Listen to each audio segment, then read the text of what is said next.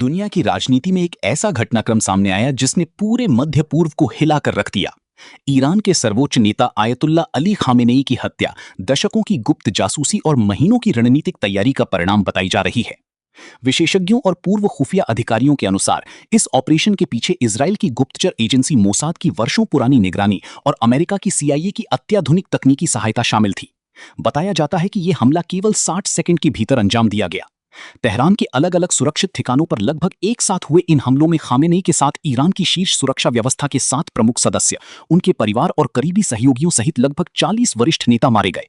इस घटना ने पूरे ईरान में शोक और आक्रोश की लहर पैदा कर दी है।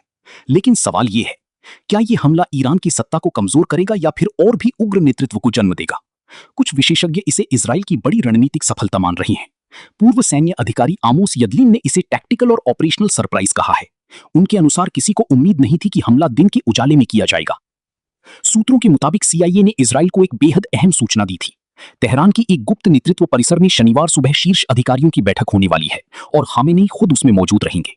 यही जानकारी इस हमले की टाइमिंग तय करने में निर्णायक साबित हुई। दरअसल मोसाद कई वर्षों से खामेनेई और उनके परिवार की हर गतिविधि पर नजर रखे हुए था।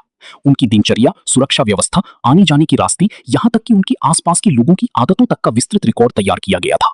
एक पूर्व CIA अधिकारी के शब्दों में, आज की दुनिया में कोई भी इंसान ऐसा नहीं है जो अपने पीछे कोई डिजिटल निशान न छोड़ता हो। इजराइल की मोसाद एजेंसी पिछले कई दशकों से ईरान के भीतर गहरे नेटवर्क्स तैयार कर चुकी है। इन्हीं नेटवर्क्स की मदद से पहले भी ईरानी परमाणु वैज्ञानिकों की हत्या, साइबर हमले और गुप्त दस्तावेजों की चोरी जैसी कई बड़ी कार्रवाइयां की जा चुकी हैं। लेकिन कुछ अनुभवी विश्लेषक इसे गंभीर भूल मानते हैं।